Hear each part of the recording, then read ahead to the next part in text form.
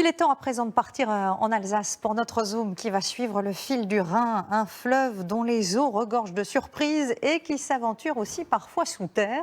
Un voyage tout en poésie signé Jacques Boivin, Laurence Claude-Pierre et Eric Schinks. L'eau du Rhin et de ses affluents sera notre point de départ. Tantôt la tête sous l'eau, tantôt dans les sous-bois de forêts mystérieuses. Voilà, elle descend toute seule. Nous plongerons sous la terre avant de remonter tout là-haut à la surface, au sommet du Grand Ballon d'Alsace. Une ascension très progressive, dont le fil rouge sera la marqueterie, comme une veine sur ces plaquages de bouleau. Et qui dit marqueterie dit Jean-Charles Spindler. À partir de fines tranches de bois, il fait naître le relief. À sa disposition, des milliers d'essences d'arbres différents. Cette palette n'est pas complète, elle n'est pas aussi étendue que la palette d'un peintre. Et nous ne pouvons pas faire de mélange. Ce n'est qu'un morceau de bois qui a une certaine couleur et qui a surtout un effet de matière. Les roseaux de l'artiste nous emmènent directement en Centre-Alsace, dans le Ried. Ried, cela veut dire roseau.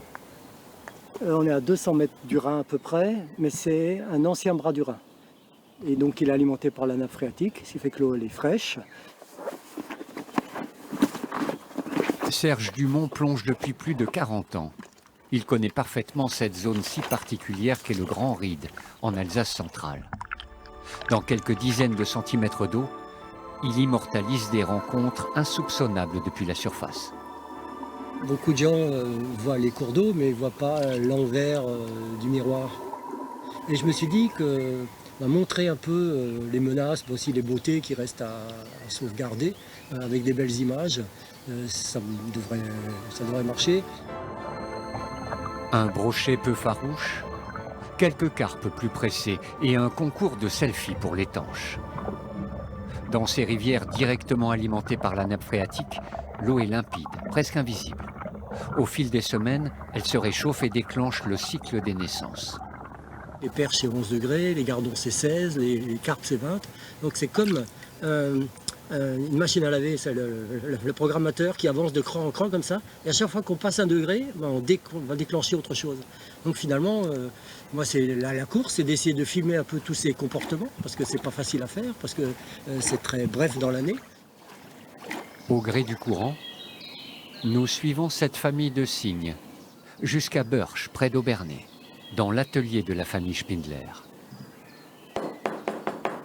Depuis la fin du XIXe siècle, des marketeurs d'art travaillent ici, avec passion et minutie. En 1900 déjà, Jean-Charles le Grand-Père est un artiste complet.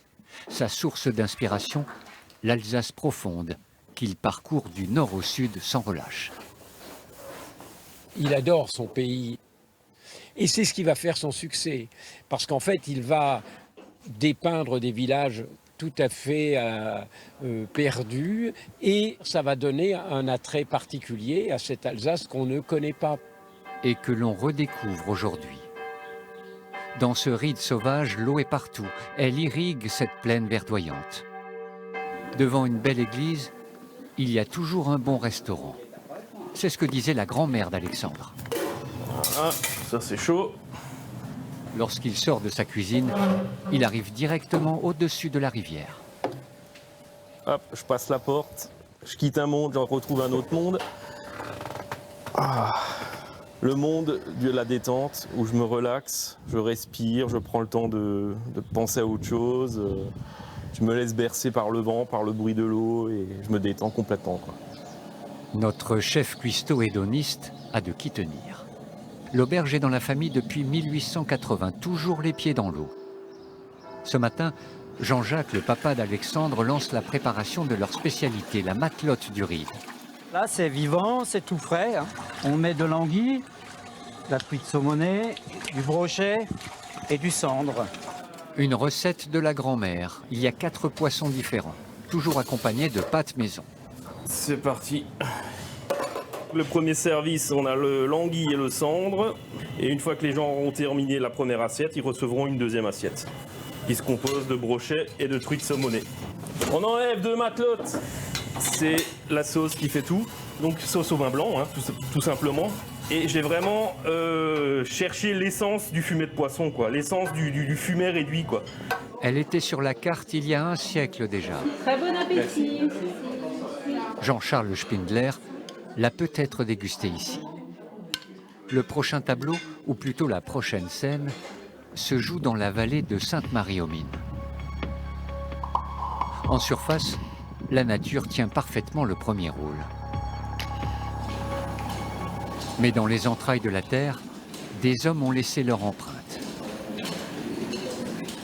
Dans ces mines d'argent, Pascal est alpiniste spéléologue.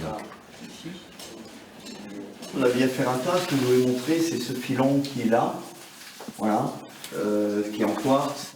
Et à l'intérieur de ces quartz, on a ce minerai. Il a ouvert une Via Ferrata pour rendre hommage au travail des mineurs.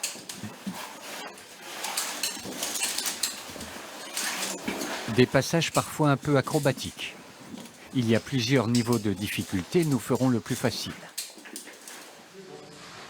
Dans cette cathédrale souterraine où l'on évolue de faille en faille avant d'arriver aux veines de sulfite, c'est un monde à part.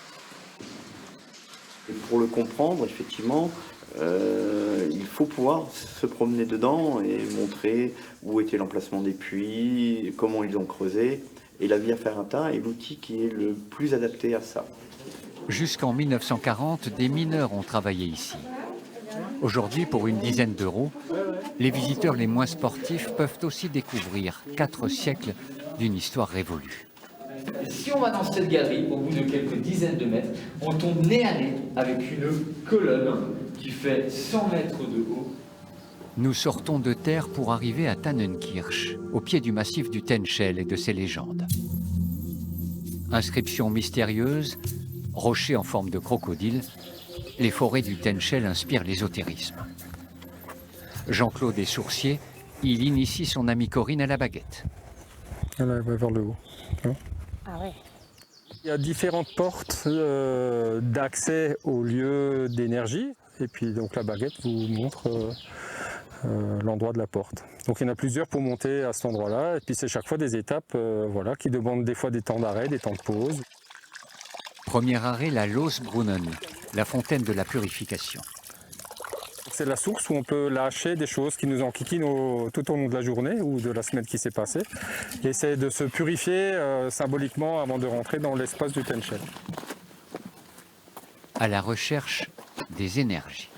Alors chaque pierre peut avoir une énergie, certaines plus fortes que d'autres. Et donc celle-ci est particulière parce que souvent, ben voilà, il y a une énergie montante, tournante, enfin voilà, quelque chose qui élève. Un peu plus haut, devant la roche des Cordonniers, nous avons rendez-vous avec la chance. Si votre caillou reste au sommet, parfait, Parfait. du premier coup. votre vœu se réalisera. Le mien, arrivé là-haut avant la tempête, et je suis provisoirement exaucé. Sur le rocher des Géants, il y a des milliers d'années, on a prié ici des dieux celtes oubliés. Mais ce jour-là, Thor, le dieu du tonnerre, Alors là, il y a différentes choses. va nous faire fuir. On peut ressentir, Trop exposé à la foudre. je pense qu'il ne faudrait pas qu'on s'attarde trop. C'est le moment de prendre la poudre d'escampette. Corinne et Jean-Claude disparaissent dans la forêt. Le lendemain, nous montons encore, avec en ligne de mire notre toit du monde, le Grand Ballon. Et le chalet-hôtel du même nom, car le vaisseau a trouvé un capitaine.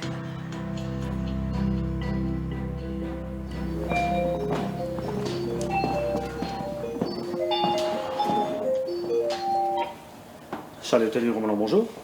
Comme un clin d'œil, un tableau de Spindler nous accueille. Stéphane Goutleben a fait son apprentissage ici il y a 40 ans. Après avoir roulé sa bosse, il y revient comme gérant. L'hôtel a été fermé pendant des mois. Lui est resté ici, souvent tout seul. C'est la salle panoramique, donc c'est une salle qu'on réserve pour nos pensionnaires et demi pensionnaires. Et c'est là où je me retrouvais. Je venais dîner et je m'installais donc à cette table. Et puis j'avais cette vision à plus de à plus de 180 degrés. Et puis je me perdais un peu dans mes pensées en voyant tout ça. Autour du Grand Ballon, une randonnée s'impose. Sur le massif des Vosges, le Grand Ballon, 1424 mètres d'altitude, on ne pourra pas aller plus haut aujourd'hui. Pascal a choisi une balade circulaire autour du sommet. Son bonheur, faire découvrir un site à la météo particulièrement changeante. Allez, on y est presque. Le sommet nous attend. Ouais. Nous arrivons. Le monument des Diables Bleus, ces chasseurs alpins morts au combat en 14-18, passe soudain en mode camouflage et entre dans les nuages.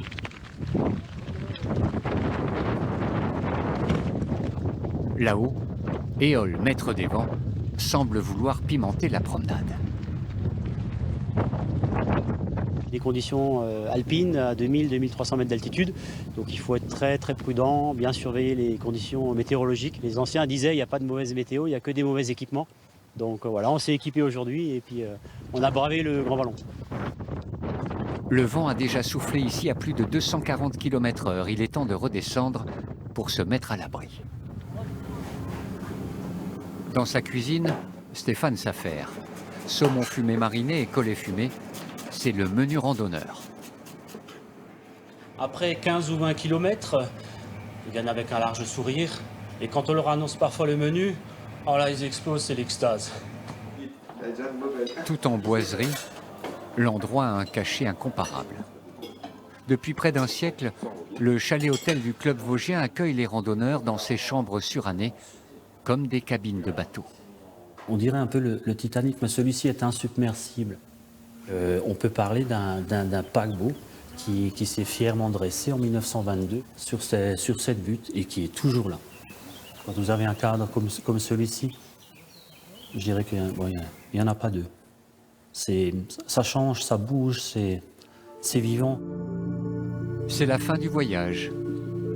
Nous ne pourrons pas aller plus haut.